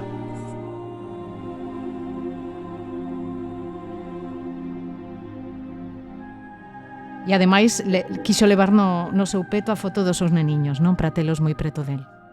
Claro, a miña non a podía levar. Non, a túa non. Ela non facía. A túa non, pero sí, dos teus pero irmáns. efectivamente, hombre, dito así, deulle tempo, porque ao final estivo tempo preso, non? E ao final teste que someter a subir mentre dura o proceso.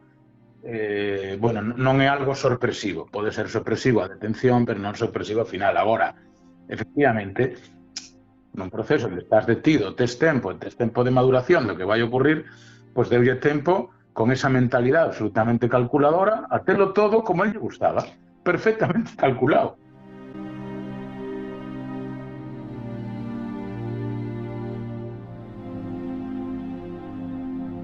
Mi patria natural es Galicia. La amo fervorosamente. Jamás la traicionaría. Aunque se me concediesen siglos para vivir, la adoro hasta más allá de mi muerte. Si entiende el tribunal que por este amor entrañable debe serme aplicada la pena de muerte, la recibiré como un sacrificio más por ella. Hice cuanto pude por Galicia y haría más si pudiera. Si no puedo, hasta me gustaría morir por mi patria. Bajo su bandera deseo ser enterrado. Si el tribunal en conciencia juzga que debo Chama moita serlo, atención a enteireza, y non? este A agarimo. valentía. El pediu que Permítaseme la non lle única vendaran os palabra ollos, que quería empleo en el idioma ver o que iba a pasar con el. Tivo tempo incluso para perdonar os seus verdugos e desde logo pediu ser enterrado envolto coa bandeira galega, non lle o permitiron, pero houbo quen o facilitou, non? Pero sí, esto se apunta. Bueno, eso é verdade, pero hai quen dubida se foi verdade ou non, pero miña nai di que eso foi verdade. El foi O da bandeiriña pequena no peto, non? Pero que levaba dentro a bandeira galega. De feito, a bandeira coa que pretendían enterralo, que case, é dicir, se lle deixaran cumprir esa vontade, estaría enterrado coa bandeira do Liceo Casino de Pontevedra, coa bandeira galega. A sede do Partido Galeguista está pegada. E claro, a primeira bandeira que tiveron a man pillar para ir a salida, acompañalo e leválo como bandeira para enterrar foi esa. Despois non lle permitiron. Esa bandeira pois voltaría ao seu sitio, imagino. E cando Cesto di que coñecía un dos guardias que lle permiten ir a apertalo, pero despois tamén estivo en San Amaro, bueno, que en algún momento de achegarse chegou a ele, foi lle dar un bico e... Sí, a bicar o cadáver e que ali pois lle mete unha bandeiriña agochada no peto porque se a miraran pois non o deixarían ir con ela, claro. E o día 17 brutalmente asasinado, non sei en que condicións quedou a familia. Amalia, unha muller moi nova, viúva, con 4 fillos pequenos, unha nena en camiño que era vostede. En que condicións quedou a familia e como puido sair adiante Amalia? Pois con moita pena, bueno, moita tristura, moi difícil, pero bueno, en medio de todo, ela non económicamente axudáronlle moito. Axudáronlle meus avós, os de Ourense e os de Pontevedra, aunque os de Ourense, meus avós de Ourense, eran persoas de poca... non sei como decir. Eran moi humildes. Eran moi humildes. Vamos, Bóveda provén dunha familia absolutamente humilde, que coñeza a casa onde el se criou de rapaz na Rúa Barreira, é unha casiña desas da Rúa Barreira, pequerrecha de todo, vamos, eran moi humildes, pero a familia de Amalia era unha familia xa burguesa, ben acomodada, o pai o sogro de Bóveda, Xerardo Rodríguez Meses era inspector de educación, era alto funcionario, mas viñan de boa familia anterior, bueno, unha familia que gracias a iso puderonse manter. E despois ela quiso traballar porque ela non había acabado a carreira de magisterio porque enfermara e entón o pai, Xerardo, non a deixou continuar con os estudios.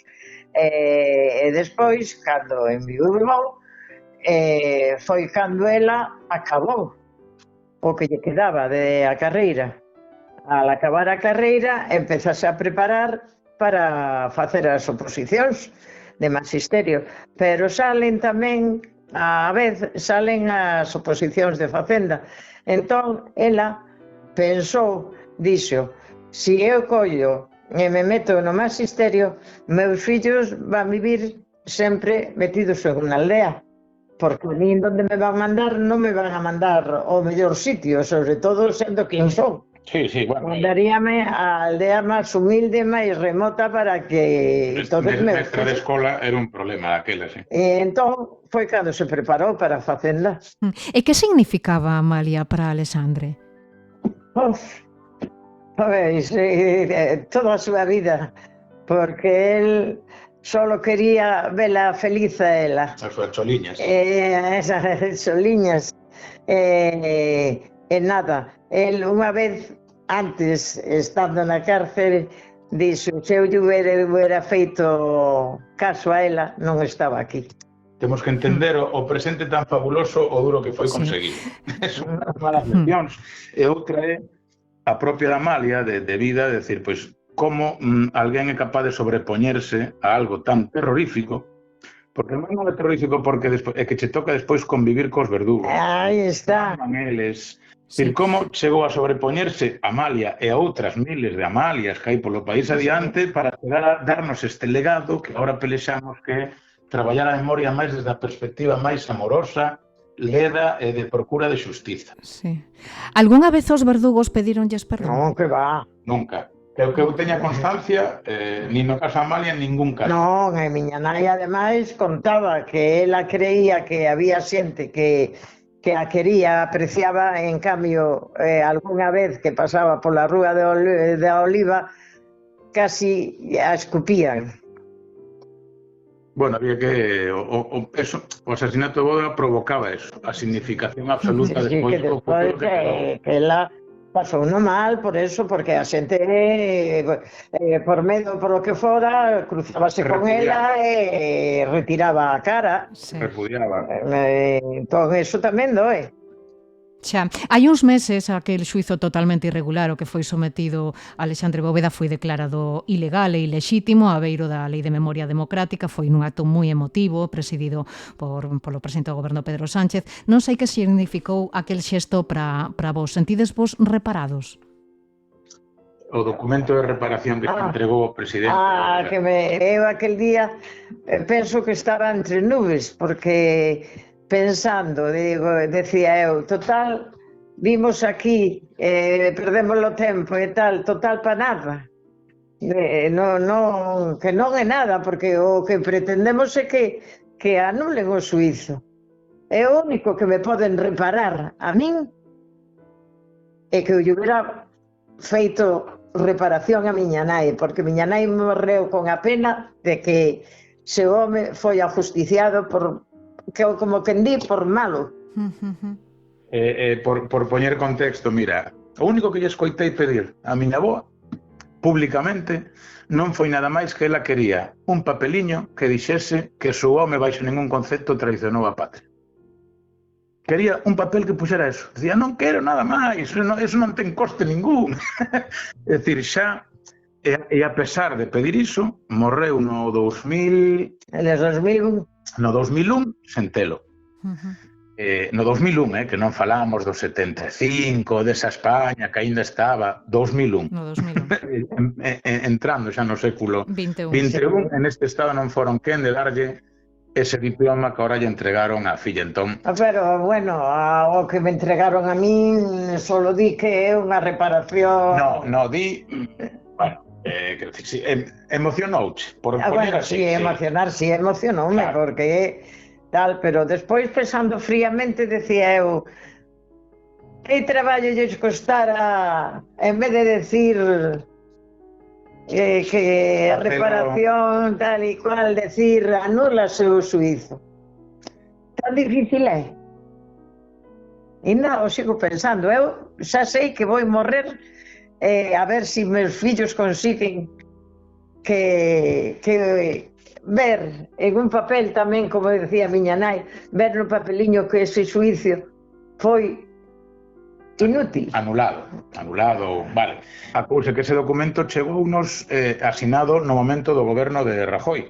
Claro, saleu a lei, eu fixen a solicitude, tardaron, e ao final, a base de insistir, veunos témolo asinado por Rafael Catalá.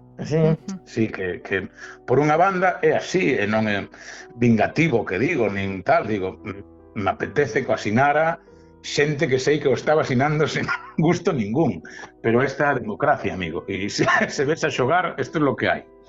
Dito isto, esa lei mellórase despois neste executivo actual, non? Amplíanse certos dereitos, entón dase este outro documento que amplía un poquinho, onde di que efectivamente que a democracia española recoñece ilexítimos, ilegais e ilexítimos todos os tribunais deste estilo e tal, polo cal anula as sentencias emanadas dos mesmos, non? Claro, é un documento que isto emite, aquí hai que ser moi explícito, porque é un documento que emite o Poder Executivo. Nas democracias, na maioría das democracias hai tres poderes, o legislativo, executivo e judicial, non?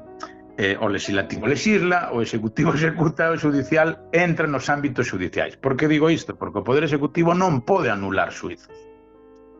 Fixo unha lei dentro do que pode. Que tería que facer, que o que quere Amalia, que queremos a maioría dos que... Bueno, a maioría, queremos a anulación judicial, non a anulación simbólica. Exactamente. Para ese segundo paso, o Poder Legislativo, o Parlamento, de aí tería que emanar unha lei aprobada que poida facerse cargo executivo onde se modifique a actual lei do Poder Judicial. Porque os xuíces, coa lei na man e coa lei da amnistía, proíbe os xuíces, e aí está Baltasar Garzón inhabilitado por meterse niso, non? Precisamente reabrir ese tipo de causas. Entón, aínda que haxe xuíces superdemocráticos que queiran meterse nese fregado, non o poden facer porque directamente están prevaricando. Entón, hai que abrir unha lei que ou ben anula a amnistía ou modifique certas premisas legais que lle permitan aos xuíces coller esta causa, ir ao expediente de Ferrol, porque este papel, por exemplo, que lle dan a Amalia sobre Bóveda, eu hoxe vou agora ao expediente onde está depositado o xuízo sumarísimo de Ferrol e ven cunha dilixencia administrativa conforme se deu cumplimento desa sentenza. Que é o que teríamos que ter para que ese xuízo fique anulado legalmente? Unha disposición posterior nese sumario onde diga, pois tal xuíza, con el visto bueno de tal lei, efectivamente anulo e declaro ilegal e ilexítimo este proceso. Eso sería o verdadeiramente, decir, a anulación verdadeiramente legal. E agora, onde vou?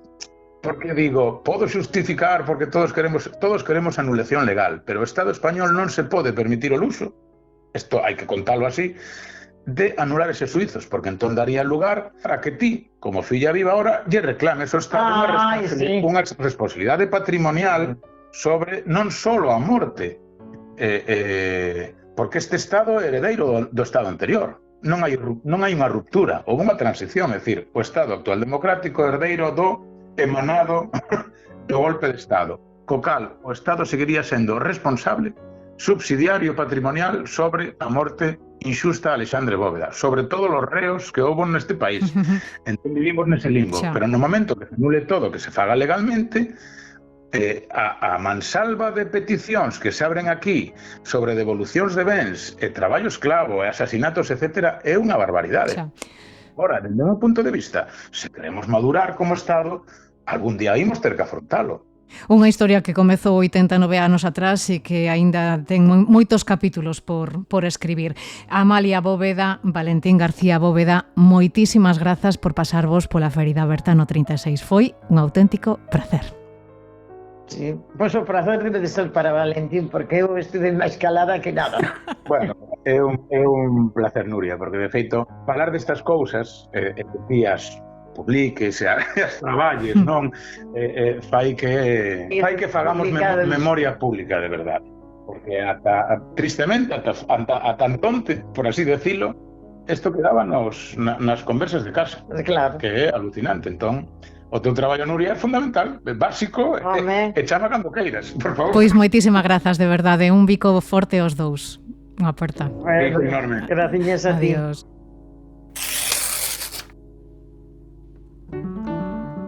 E coincidindo co ano Castelao, asistimos a un achádego sorprendente, a declaración de herdeiros de Castelao solicitada polas súas irmás no ano 72 e que permanece custodiada desde entón nun xulgado de Pontevedra. Un funcionario atopouna por casualidade facendo unha limpeza. Moi pronto poderase consultar no Arquivo Histórico de Pontevedra. Pablo López é o funcionario do auxilio xudicial que deu con este documento en agosto pasado. Foi facendo tarefas de organización no arquivo, pídennos bastantes declaracións de herdeiros de particulares, pois de casualidade apareceu o nome de Castelao, comprobei a ver se era o mesmo apelido, pero non era Castelao, Daniel Roi de Castelao. Sí, porque en Galicia non hai bastantes ramas, pero non era o Castelao que todos coñecemos e do que celebramos o 75 aniversario do pasamento este ano. Este documento xudicial foi solicitado polas irmás de Castelao á morte de Virxinia Pereira, a viúva do intelectual galeguista, coa que mantiñan unha tensa relación. Determina que Josefina e Teresa Rodríguez Castelao son as beneficiarias do legado do intelectual galeguista. A directora do Arquivo Histórico Provincial de Pontevedra, Carmen Corgo, pon en valor este documento. Hai unha serie de propiedades actuais que son, pois, por exemplo, a casa que tiña Castelao en Rianxo, que ahora pertencen a outras persoas. E aí se ve a secuencia donde de Castelao pasan as súas irmáns e das súas irmáns a esa familia. O Arquivo Histórico Provincial de Pontevedra encargarase da conservación e da custodia deste expediente. No Museo de Pontevedra gardarase unha copia testemuñada, un patrimonio documental valiosísimo que moi pronto poderá ser consultado por quen o desexe en Pontevedra.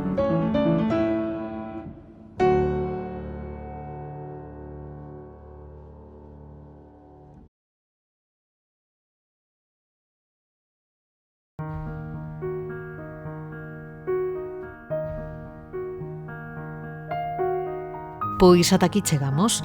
Grazas a Xosé Manuel, a Ixinio, Carlos, Emilio, Amalia e Valentín por facer un oco nas vosas vidas e pasarvos por aquí. Tamén a Fernán Macornic por acompañarme na locución. Moi pronto regresaremos con máis voces e máis historias e máis lugares que deben ser recordados.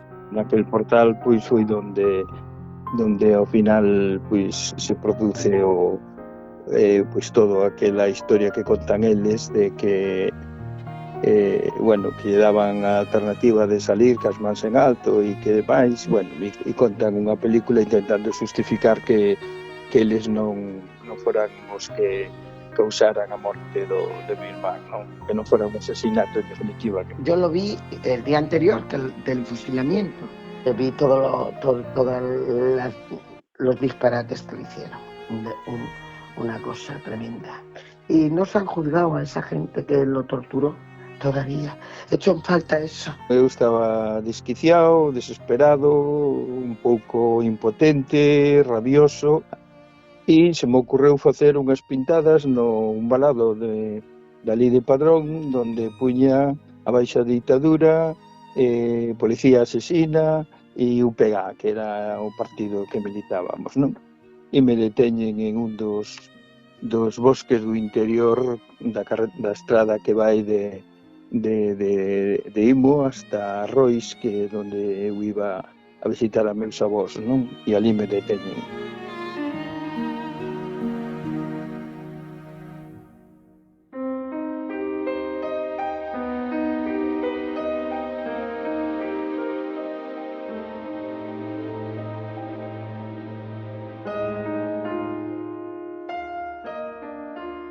Xa sabes que podes atoparnos en Spotify, iBooks ou YouTube.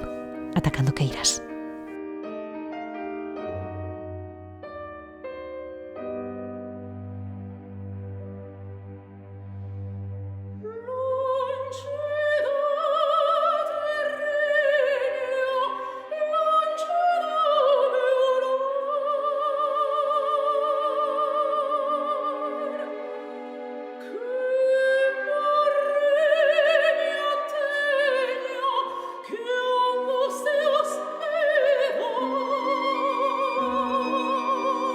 A ferida aberta no 36, un podcast de Nuria López.